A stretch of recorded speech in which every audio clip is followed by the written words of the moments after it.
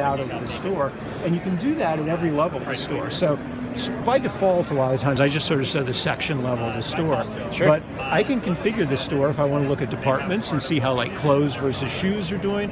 If I want to go down to a very detailed level, I can take this down. Oh, that's not the very detailed level. I want to do grid point level. I can take it down to a very fine-grained level and see inside each of these things exactly how the store is performing. So here I'm going to go back up, lay the sections over it, and you can kind of see inside each of the areas where the hot spots are, where the cold spots are, exactly where shoppers are engaging with.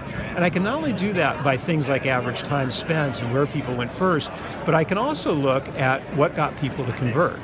So for instance, one of the things I can focus on is what are the hot spots in terms of getting people to actually drive to the cash wrap in the store. So you really have a pretty complete view of the customer journey across a lot of different kinds of metrics laid out at the store level exactly the way you want to do it. And this is just entirely configurable from a client perspective. You know, every store can be different. Every store can be laid out in its own way. You can have multiple views of the store. One other cool thing about this is it actually changes historically. So, you know, obviously the store is changing from time to time. So if you take an area of the store, if I take an area of women's pants and I reassign it to women's shorts, it still tracks everything accurately, right? So at the end of the year, when I want to look at all my metrics by section, by store, I can get everything accurate because the planograms track historically as you go through this. It also lets you do things like look at, for instance, if I want to look at cross-sells, so I want to know what people who looked at casual shoes, what else they spent time on. So I'm going to pick that segment, and now I'm seeing just what else those people did. So this is all the behavior for people who shopped at casual shoes.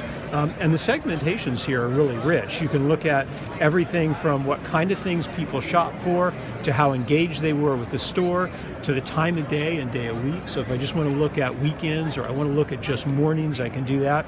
To if I'm doing things like running events in the store, I can upload my events in the store, and then I can segment on that to see exactly the times of day that people are doing stuff. That's great. One other cool thing about this is I can take any view that I have here and I can compare it. So right now I'm looking at the downtown store, but let's say I want to look at how the downtown store compares to the Union Square store. So I can run a comparison, see the two stores side by side, and see exactly how the behavior differs between the two. So really powerful from that perspective. And you notice when I did the comparison, it isn't just stores. I can compare on date, and I can compare on any date range. So if I want to take the downtown store and I want to compare season over season, week over week, day over day, any level I want to do, I can do that kind of comparison. Couple other things. Can you show some of the reporting, Gary, like in terms of how so it sounds like you can slice and dice this any way. You can almost have like a huge regression analysis of all things being equal, like what's the most important thing happening in a store at any given time. Like how do you feed that all up so everyone can understand it real simply?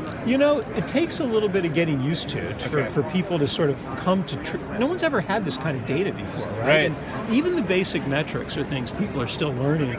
But, you know, even that's fascinating. Yeah, so we've never had that in a physical space. Like this, you're talking about, okay, here's all the sections of the store. I just sort of, in 1 second, right, build a kind of numeric funnel. And if I want to go up here and I want to sort on, okay, who's doing the best? Right. Just that quick.